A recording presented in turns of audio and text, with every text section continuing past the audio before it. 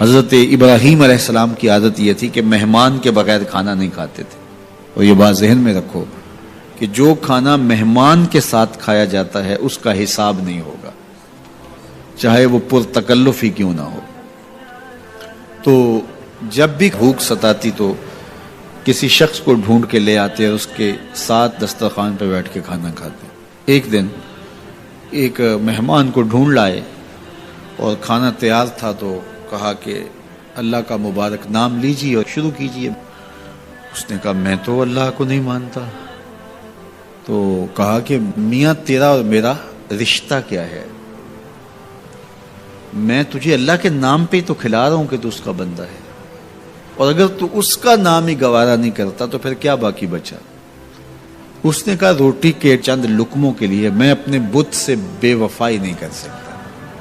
میں بتوں کا پجاری ہوں اور مجھے بھوک بھی لگی ہے، لیکن میں اپنے بتوں سے بے وفائی نہیں کر سکتا. تو حضرت ابراہیم نے فرمایا تو اتنا غیرت مند ہے، اپنے بتوں کے ساتھ تیری یہ وفا ہے، تو سن پھر میں بھی اللہ کے نام کے علاوہ تجھے ایک لقمہ نہیں دے سکتا.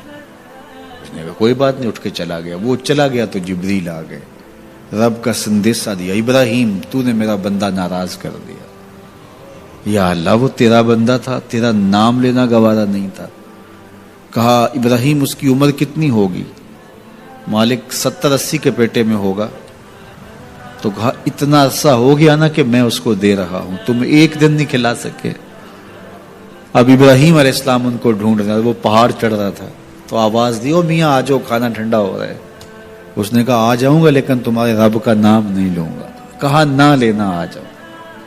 آیا دسترخوان پر بیٹھا، کھانا شروع ہوا تو کہنے لگا کہ پہلے تو بڑے غصے میں تھے، جلال میں تھے کہ رب کا نام نہیں لوگے تو کھانا نہیں دوں گا. ایک دم تبدیلی کیسے آ گئی؟ کہا اسی رب کا سندیسہ آیا ہے کہ مجھے بھی تو اتنا عرصہ ہوا کہ دے رہا ہوں، تم ایک دن نہیں دے سکے.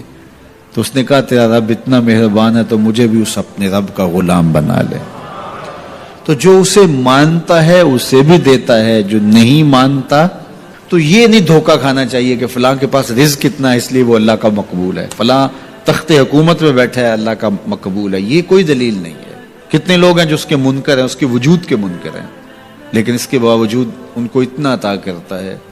بلکہ فرمایا اگر تمہارا مجھے لحاظ نہ ہو تو کافروں کے گھروں کی سیڑھیاں بھی سونے اور چاندی کی ہوں، چونکہ ان کو سب کچھ دنیا پہ دے دیا جائے گا، آخرت میں ان کا کوئی حصہ نہیں.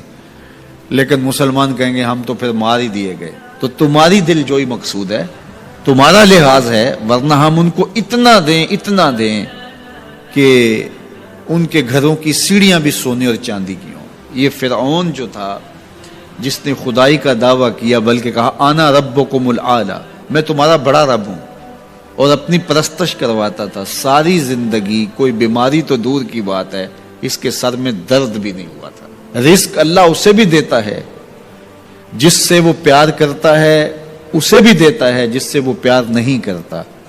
وہ صرف رب المومنین نہیں ہے، وہ رب العالمین ہے. صرف مومنوں کا رب نہیں ہے، وہ تمام جہانوں کا رب ہے.